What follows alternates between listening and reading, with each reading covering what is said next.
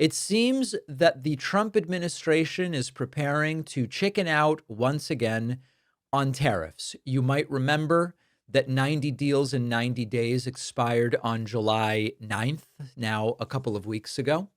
And then we got a new deadline. The new deadline is August 1st. August 1st is now looking increasingly like a suggestion, not really a deadline, because we know that when things get real, Donald Trump gets very scared. Scott Bessent was asked on CNBC, is August 1st a firm deadline, or might it be extended? And sycophant-in-chief Scott Bessent said, well, it sort of depends on what Donald Trump wants to do. It's always the same thing. When the new deadline is placed, it's hard and fast. And then as we approach it, it's really all up to the president, of course. Here's Scott Bessent explaining it way more brown-nosingly than I ever could. Mr. Secretary, a couple of quick questions. First of all, I realize this is entirely up to the president to decide this, but do you think it's possible that the deadline for tariffs could be extended for countries where you feel like there are productive talks? Again, Becky, we'll see what the president wants to do. But again, if we somehow boomerang back to the August 1st tariffs, I would think that a higher tariff level will put more pressure on those countries to come with better agreements. We just reached an agreement with Indonesia, and I saw 5 turns of their offers, and this started several months ago. I thought their first offer was very good. They came back, the offer kept getting better and better, and we ended up with a fantastic trade agreement. I think there was something, and don't quote me here, but I think there were 11,000 lines of tariffs that got taken out, including non-tariff barriers. We have a 19% tariff on them. They have 0 tariffs on us, and they are going to do a massive purchase of agriculture and Boeing airplanes. So that's what a good trade deal looks like. But let me translate. Okay, because the question really was, these people are really good at answering questions that weren't asked. The question is, how firm and hard is the August 1st deadline? And the translation from Bessent is, well, we're kind of laying the groundwork to walk it back again, because Donald Trump always talks big, but as soon as there's a flinch from Wall Street or from Republicans, Trump folds like a bad poker hand. It's like he's got 7-2 offsuit and he's just getting out. By the way, I don't know that I even mentioned this. I sat at the next table over from Scott Bessent at dinner last time I was in D.C.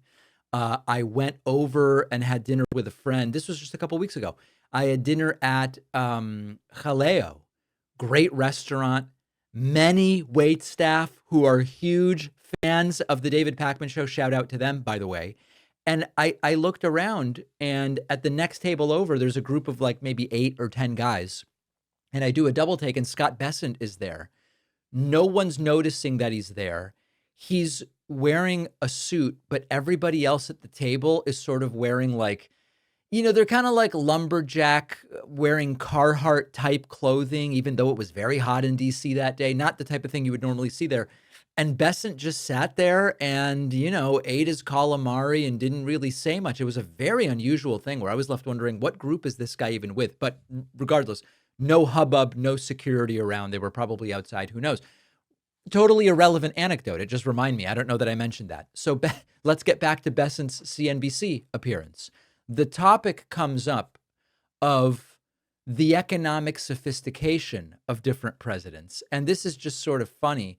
Bessent takes the opportunity to say, Obama, he was not really as economically sophisticated as Donald Trump. Donald Trump, who still doesn't know who pays the tariffs. I've known the president a long time, and he always asks people for their opinion on things. I don't think that it would be criticism if he were to acknowledge that there would be criticism if he were to acknowledge that he asked you, what about firing Jay Powell, and you gave him your comments. And how much of this story is real? Is it in between? And I'm talking about the notion that you urged him not to fire Jay Powell, and He actually is obviously he's the president. He can do what he wants. But did you have a conversation? Well, Joe, I think the problem with stories like this is I'm not sure who the leaker was, but the problem with leakers is they only have partial information. And I think the other problem, too, is that newspapers like the Wall Street Journal are not used to a high-functioning executive president. They are used to, perhaps President Biden, perhaps President Obama, who was not as economically sophisticated as President Trump. That's right. Obama wasn't as economically sophisticated as Trump, but Trump once called his then national security advisor, Michael Flynn, at 3 a.m. to say, is a strong dollar or a weak dollar better for me and better for the country? And it's the guy who has spent a decade saying that when you put a tariff on China, China pays for the tariff rather than the importing countries. That's what we are supposed to believe. And on the other hand, President Obama's sort of like calm competence is economic ignorance. And we are to believe that Trump's erratic sort of TV-brained policymaking is just genius. So bottom line, Trump's preparing to blink again because tariffs get headlines, but they're not so good when it actually comes to governing. They're not so good for the reelection of Republicans in Congress as we approach the midterm elections if inflation goes up and markets tank and voters start noticing everything's costing more. So it's the same routine. You threaten a policy that if you're Trump, you don't understand. You realize all of a sudden, damn, this could hurt me politically. And then you blame someone else, you back out, you say, well, we're being patient. Now, the only caveat here is hours later, Bessent appeared on Fox, and he said they are ready to announce a rash of trade deals very soon.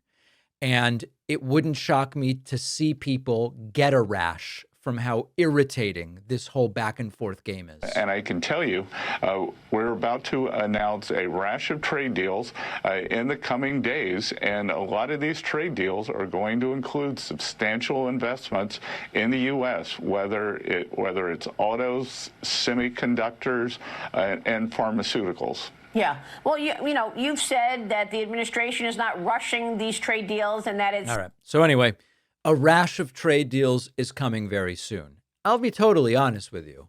I do think at some point there are going to be a bunch of trade deals. I don't think it's going to be 90. I don't believe they will be as favorable to the United States as Trump and Bessent have been making it out to be. But they've missed a bunch of deadlines already. At some point, you're going to get some deals.